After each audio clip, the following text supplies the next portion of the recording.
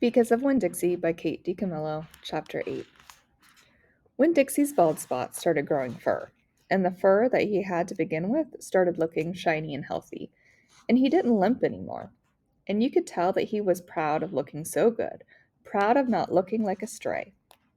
I thought what he needed most was a collar and a leash, so I went into Gertrude's Pets, where there were fish and snakes and mice and lizards and gerbils and pet supplies, and I found a real handsome red leather collar with a matching leash.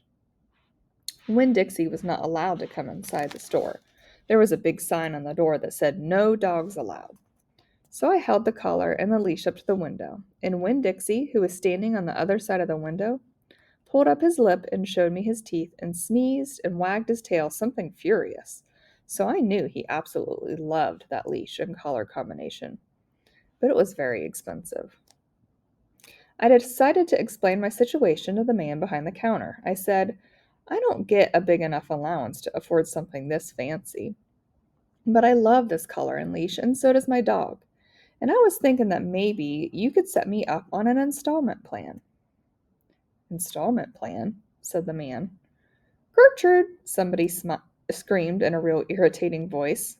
I looked around. It was a parrot. She was sitting on top of one of the fish tanks, looking right at me. "An installment plan," I said, ignoring the parrot. "You know, where I promise to give you my allowance every week, and you give me the leash and the collar now." "I don't think I can do that," said the man. He shook his head. "No, the owner, she wouldn't like that." He looked down at the counter. He wouldn't look at me. He had thick black hair, and it was slicked back like Elvis Presley's. He had on a name tag that said Otis.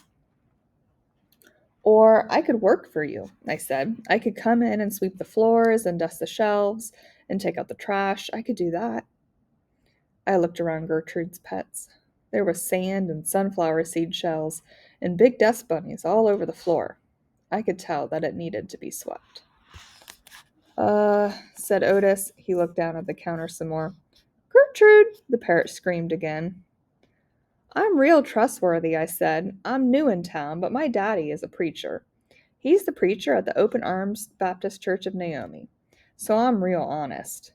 But the only thing is, when Dixie, my dog, he would have to come inside with me. Because if we get separated for too long, he starts to howl something terrible." "Gertrude doesn't like dogs," said Otis. "Is she the owner?" I asked. "Yes, no, I mean," he finally looked up. He pointed at the fish tank. "That, Gertrude. The parrot. I named her after the owner." "Gertrude's a pretty bird," screamed Gertrude. "She might like Winn Dixie," I told Otis. "Almost everybody does. Maybe he could come inside and meet her. And if the two of them get along, then could I have the job?" "Maybe," Otis mumbled. He looked down at the counter again. So I went and opened the door, and Winn Dixie came trotting on inside the store. "Dog!" screamed Gertrude. "I know it," Otis told her. And then Gertrude got real quiet. She sat on the top of the fish tank and cocked her head from one side to the other, looking at Winn Dixie. And Winn Dixie stood and stared back at her. He didn't hardly move. He didn't wag his tail. He didn't smile. He didn't sneeze. He just stared at Gertrude, and she stared at him. And then she spread her wings out real far and flew and landed on top of Winn Dixie's head. "Dog," she croaked. Winn Dixie wagged his tail just a little tiny bit, and Otis said, "You can start on Monday." "Thank you," I told him. "You won't be sorry." On the way out of Gertrude's Pets, I said to Winn Dixie, "You are better at making friends than anybody I have ever known. I bet if my mama knew you, she would think you were the best dog ever." Winn Dixie was smiling up at me, and I was smiling down at him. And so neither one of us was looking where we were going, and we almost bumped right into Sweetie Pie Thomas. She was standing there, sucking on the knuckle of her third finger, staring in the window of Gertrude's Pets. She took her finger out of her mouth and looked at me. Her eyes were all big and round. "Was that bird sitting on the dog's head?" she asked.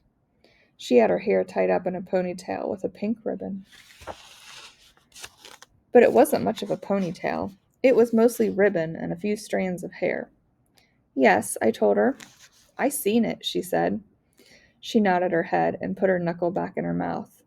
Then she took it out again real quick. I seen that dog in church, too. He was catching a mouse. I want a dog just like it, but my mama won't let me get no dog.